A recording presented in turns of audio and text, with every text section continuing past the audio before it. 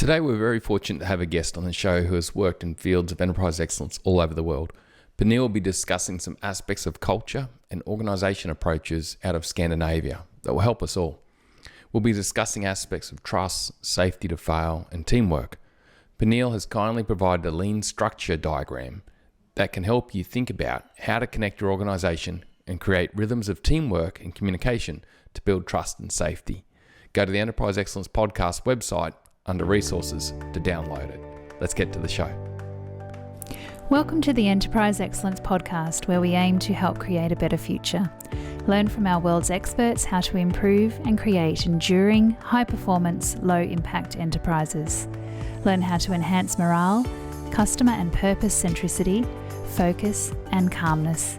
Learn how to create and sustain a culture of excellence at all levels of your organisation. I'm your host, Brad Jevons, coming to you from Brisbane, Australia. Welcome to episode 160 of the Enterprise Excellence Podcast. It is such a pleasure to have Pernille Berg Larsen on the show with us today. Pernille is an expert in implementing business improvement from a global perspective, working heavily in Europe and Australia. Today we're going to be discussing learnings from Scandinavian organisations in the areas of enterprise excellence and how this can apply to us more broadly around the world. Let's get into the episode. Pernille, thank you so much for joining us today. Well, thank you for having me. It's great. Really looking forward to this conversation because I've also done a lot of work in Scandinavia and always been amazed with what they've achieved in the culture. But Pernille, where did your passion and drive for helping organizations, create cultures of continuous improvement first come from? It's funny because I always have a soft heart for the people that never really got a chance. And when I studied engineering, I sort of got really interested in the business side, the whole sort of how do you set up a business, how do you manage, and so on. So when I discovered that Lean actually does that, then I started, when I sort of finished my degree many years ago, I started working in that field. And I could just see that my passion for helping and supporting people that never got a chance actually helped that concept helped that, and it actually also helped the whole business. So that's the way I got into it. Yeah, that's awesome. And Pernille, by helping those that don't get a chance, you meaning really bring out the voice of everyone and get everyone involved? Is that what you're meaning there with that? Really a great way to engage everyone and get the voice of everyone? Because the thing is, it's quite interesting when you get into an organization and people start understanding who actually brings the value. It's the one that actually makes the product or does the service. And they're the one we often forget. So, and they're the one that some of those people never got a chance. But if you start highlighting that how important it is in their role and how much they can actually support success of the company, then it's amazing what you suddenly see some people does. I had a girl sitting in the corner, just sewing, whatever. And then suddenly by going through and understanding her value, suddenly she becomes a supervisor because the manager just suddenly realized she had potential and nobody had seen. Yeah, so that's the way I put it in place. Yeah, so that, and I guess that's the spark that really created your drive in this area of continuous improvement. Definitely, yes. Oh, that's neat. So Pernille, we're talking about, Scandinavian companies and how they actually deploy and create cultures of continuous improvement. And I've seen it. I've been blown away by companies that I've seen over there. Like, what are the key things that you see happening in Scandinavia that potentially we could learn from more across the world? So one thing that I really find is that you have a trust. So, and it starts with a trust. So that means when you get some people on board, if you work with somebody, you trust that they do what they're meant to do. So that's just fundamental in it. And I think that's a very strong one in Scandinavia. There's the whole culture. We trust each other. The whole culture is built on that. And you can definitely feel that in organizations too. So you don't even need to get that far. It's already there. So that's definitely one that we can learn, is that actually trusting that people can actually do their job if you have trained them well and so on. So that's one. And then another thing that I find also interesting is that they actually allow people to fail because they see it as a potential for improving. So that where here in most, and I've also worked in US, is we don't, so in a way, don't accept that we fail, but if you look at it, failing is actually then we start learning. And in lean, the lean concept is that they actually, if you read about it, you can actually see that that's actually the way they learn is, yes, let us just try and see if it works. If it doesn't work, let us just move on. That's a very strong way of looking at it. They allow that in Scandinavia. And another thing that I find very interesting in companies is that they are much more team. They are very good at talking to each other and not finger pointing, but very good at looking at the process and getting things happening. So those three things are probably one thing that I see Scandinavia is very good at doing. That's neat. Pernille, in Scandinavia, and I know there's probably some hard questions, but trust, what do you feel creates that essence of trust in Scandinavia within organizations? It's probably, it's if you go and talk to somebody, you can trust them that they're going to listen to you and do something about it. Mm. That's one thing that I see heavily there, that you're not afraid of saying, I'm failing here. Can you please help me? You have a trust in, yes, they're going to help you. Mm. So that trust is very heavily built into companies. Mm. And is it part of that base culture of that region too? Like I know, traditionally throughout history, there's harsh climates in that area. Like I'm guessing that you've got to have trust in your community to actually survive in past times in Scandinavia. Yeah, and I've been reading about, especially because I live outside Scandinavia, and I find it, and you see it more when you live outside. So if you look at the history, after Second World War, Denmark it's really, I've always been there a little bit, but especially after Second World War, the government start thinking, how are we going to build this society? And one of the things that really put in is that trust and community feel. And I can see it, they still build it in. As you all probably know, we pay some of the highest taxes in the world. And it's interesting, I just saw in the news, the Danish news yesterday, that the government is actually ready to reduce the taxes and cut them down. But people don't want it because they know there was actually a demonstration where they say, no, don't do that. We want you to spend more money on the health system. So it's such a different view of looking at it. Companies, of course, they need to make money, but companies also think about their people and the surrounding, the community. Mm-hmm. Causing the greater cause rather than greater cause. Yeah, we can definitely learn from that. What do you think in other organizations around the world? What do you think we could do to really try to build greater trust in our organization? And I guess we all know the benefits that come from that. Exactly. But what's your thoughts on how we can go about enhancing that? So I work with a lot of companies, and one thing that I think what special management and companies can do is actually understand the people that does the value added and train them well and get them to feel comfortable and let them give them a trust that, yes, if I train you well and make you feel comfortable, I trust you actually doing your job well. Mm-hmm. That's one that I work with some company where that's happening, and it's amazing. The lower turnover, people feel better because they actually trusted in what they're doing. It just changes the whole culture. It's neat, like that whole piece of seek to understand before you try to be understood. So I guess that going down to get to understand the people, who they are, what drives them, what their goals are, and then really trying to work to develop them and help them get better, which is just logical, isn't it? Because these are the people that are creating value. These are the people that are talking to customers. Exactly. And it's quite interesting, maybe because I come from the culture and it's actually quite easy because you just have to recognize them and give them credit for what they're doing. And I find the easy people to work with is the one that actually are doing the value added, and you don't need to give them that much, and then they're just going to shine. Yeah. When, especially, I guess, depending on the baseline they're coming from, isn't it? Like if they haven't been recognized or engaged with, or someone hasn't taken the time traditionally as a leader to understand them and get to know them, it's going to be like a major step forward when that just happens, wouldn't it? It is exactly. Yeah. The whole piece around allow to fail is a key one, isn't it? Like you mentioned earlier that you learn from failure. What do you think it is in many of the Scandinavian cultures that there is this, cultural aspect of being open to fail and learning from it? I think, especially if you look at companies, I think one thing that they're very good at is looking at the process and not the people. So they often, and the first thinking is, if somebody fails, they don't finger point, but they think, okay, if you fail, there must be something wrong with the process.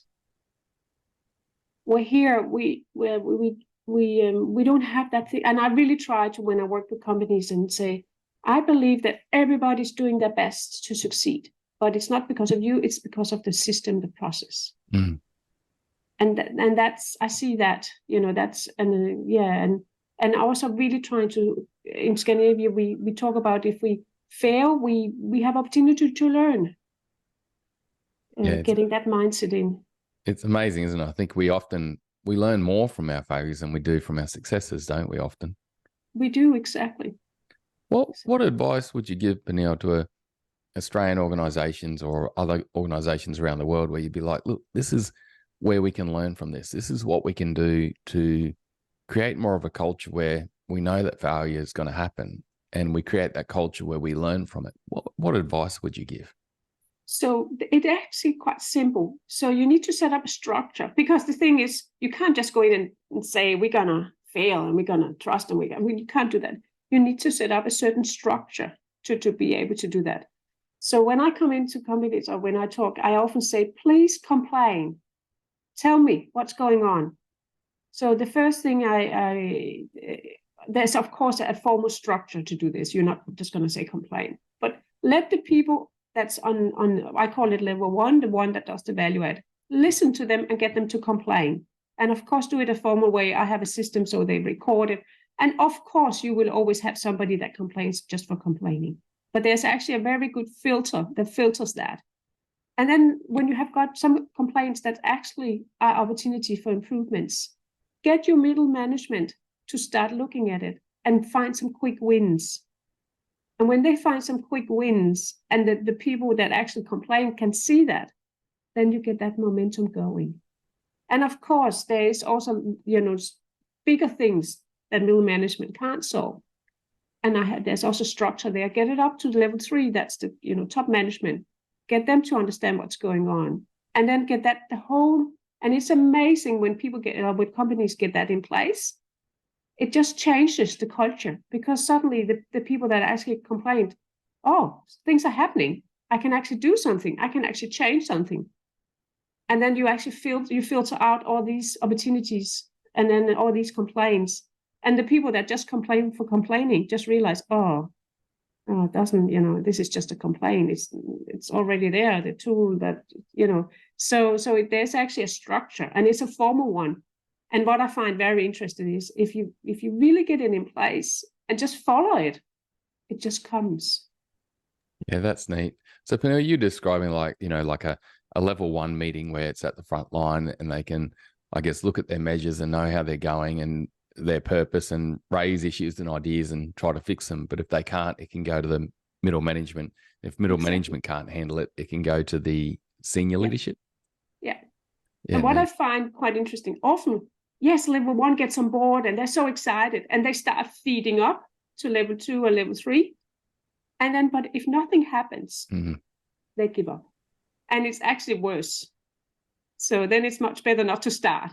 Yeah. So it's very important to get that alignment and get everybody working together on it and see. And it's actually not hard. It's just a certain discipline, just like brushing teeth every morning. It's just certain discipline getting in place. And it's the level 1 people they're the easy one. It's getting things happening. That's the hard one. Yeah, I love that topic at the moment, especially Pernille, with the whole concept of psychological safety coming out. Like, you got to be able to bring out people's voices so they can voice challenges and voice concerns. But then you need the system to execute them, or to come back and say, sorry, we can't do this and this is why.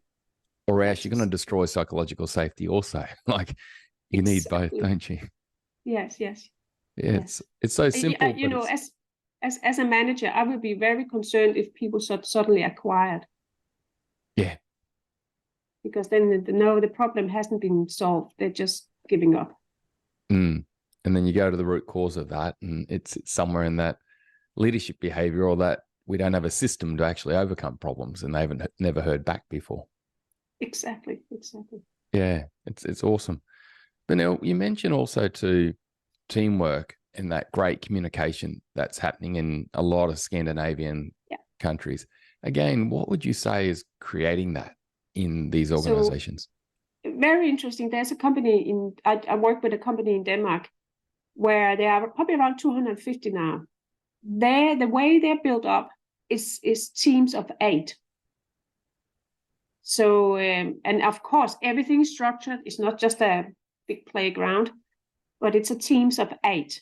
So they don't have that normal structure. As soon as the team becomes over 8 people, they create another team.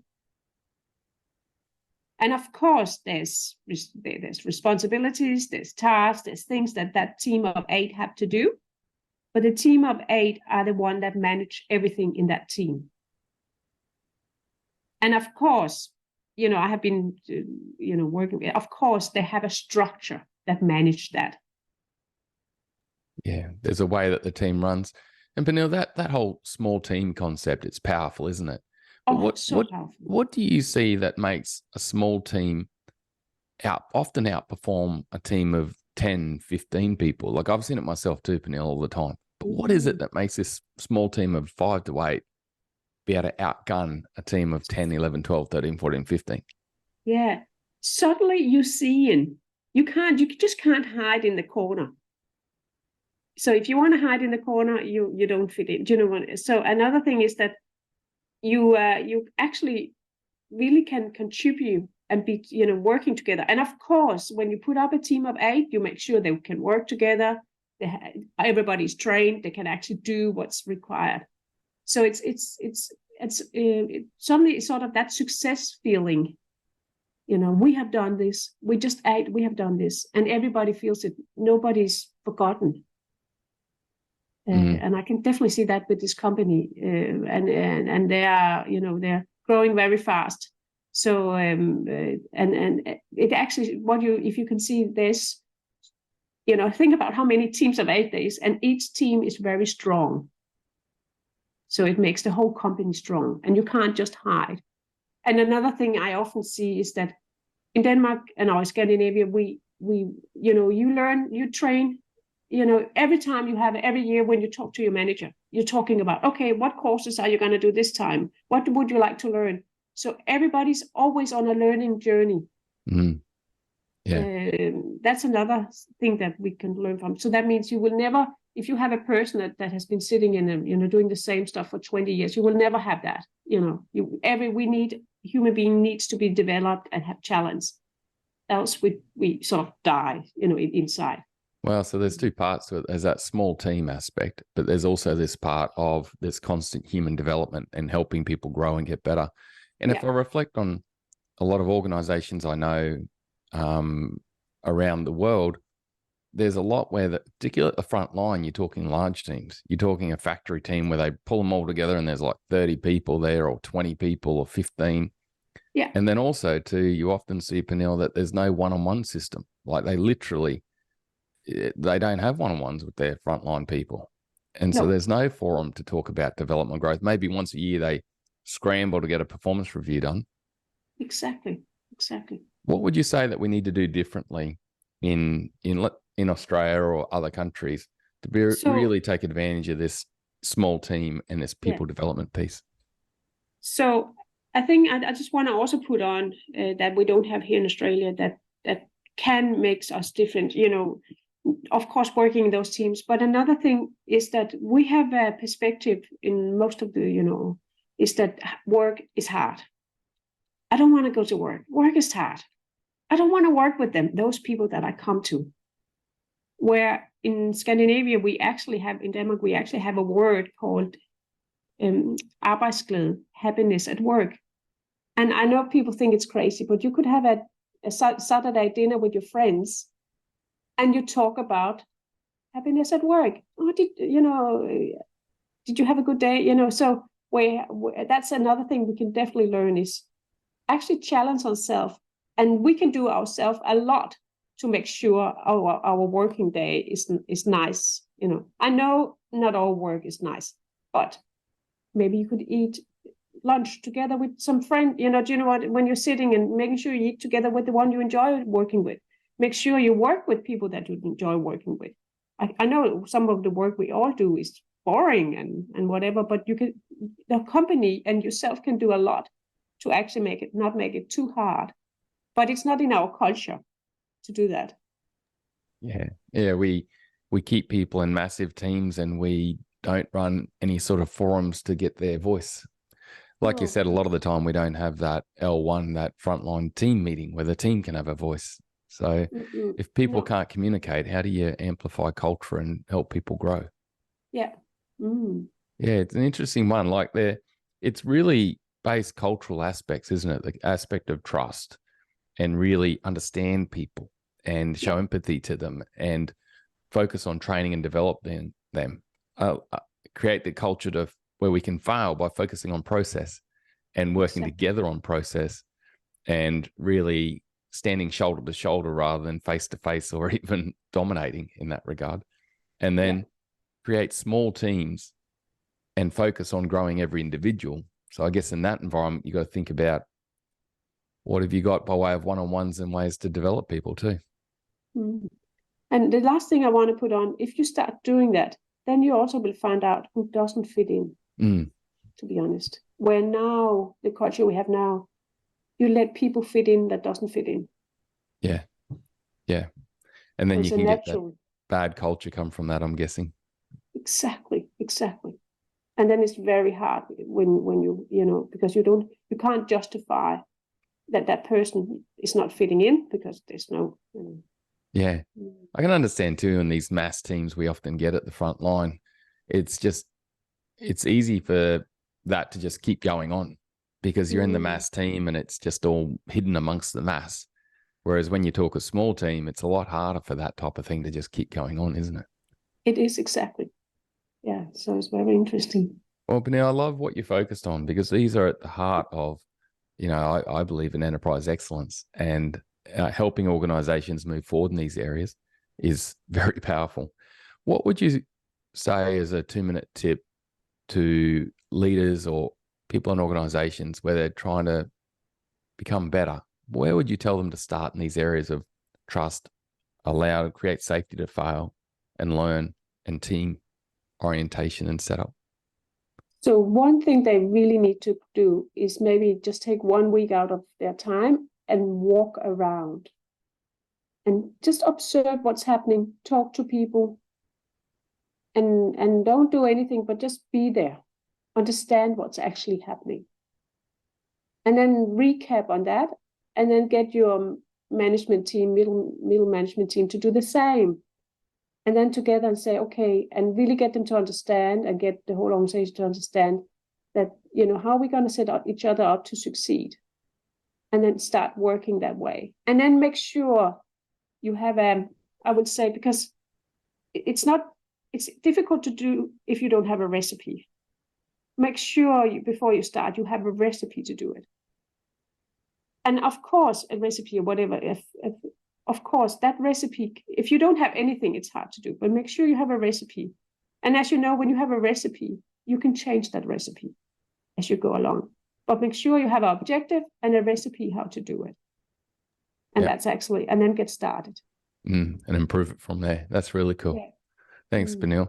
And Pernille, what's been a recent insight for you? Like you're in this great position where you're seeing so many aspects of the world and organizations from all over the world. But what's been a recent insight and learning for you? Insight learning for me is to, nothing, you keep going, of course, but insight learning is that it's not just one thing that keeps, that I keep seeing is, yes, we work with companies and really trying to get them to do their best. But it's actually very hard for them because it's also the surrounding. I have 2 kids that finished high school a couple of years ago. And I can see just the school system also creates a culture that goes into the companies. So I fully get it. It's actually very hard for the companies to change a culture. And I maybe the last 6 months, I start realizing, why is it so hard? It's actually because it's our society, it's the whole culture. And that's why it makes it so hard for a company to change. Yeah. The society is, I guess, from school, failure is failure, isn't it? And exactly. You're often talking big teams in the classroom of 20 to 30 kids, and it all just flows through. But I understand from companies that you've seen and I've seen that it can be done within the walls of your culture. You can create a different culture, and it can be a really blessing for people to go to and work. Exactly. Yes. Yeah, it's amazing. So Pernille, really appreciate your knowledge and insights, and really helping us create a better future through sharing. How can people reach out to you if they want to connect and learn more and get some help? Yeah, so I have just a little company called PL-Lean. So they can just go into pl-lean.com. And then I network quite a bit. So they can find me there. I'm not really good at advertising for myself, to be honest, because I often get it just by networking, but they can definitely reach me in there. And then I'm also on LinkedIn. Oh, great. Well, I really appreciate it. So pl-lean? Yeah, .com. .com and through LinkedIn. So I really appreciate it. That's awesome. Pernille, thank you so much for everything you have done and you continue to do. And thanks for helping us create a better future. Really appreciate it. Thank you so much for listening. Cheers, Pernille. Bye for now. Yes. Bye.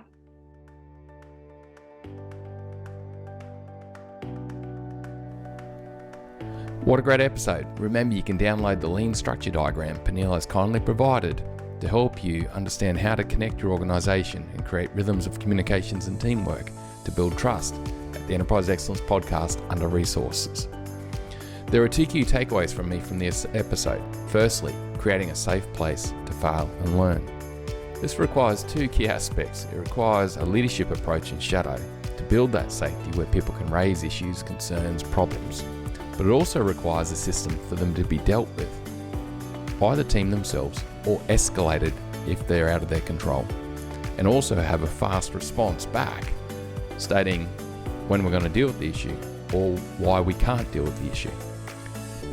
These 2 parts of the triangle or 2 parts of the process really create that psychologically safe workplace where people feel they can speak up and that it will be dealt with. And if it's not going to be dealt with, they'll hear back why. People can really take the why and why not if they are at the front line. But if they don't hear anything, that's when it destroys psychological safety. People start thinking, right, nothing gets done around here, might as well not raise anything. The second key takeaway for me was Pernille's discussion on small teams. I've seen it so many times. Big teams running projects, poor outcomes and execution. Small teams and projects and work day to day, amazing outcomes. Purely because it enhances that communication rhythm and communication capability and trust formation in a small team versus a big team. And also it creates that small unit that knows we all got to pitch in and really go for this. It's an amazing technique that people can look at learning from and applying to their organisation. Particularly when you look at warehouses and frontline factory teams, they're often quite large, and the way that we meet is often quite large. The other aspect that really came up for me was a discussion around personal development of people within the teams. If we don't have one-on-ones and a forum where people can sit down regularly, at least monthly, and have a chat about how they're tracking on their personal development plan and what challenges they're facing and what they need to do next and what help do they need, you can't really grow people to truly reach their capability. I think it was a great conversation. Thank you again, Pernille. Amazing podcast. Thanks for helping us create a better future. Bye for now.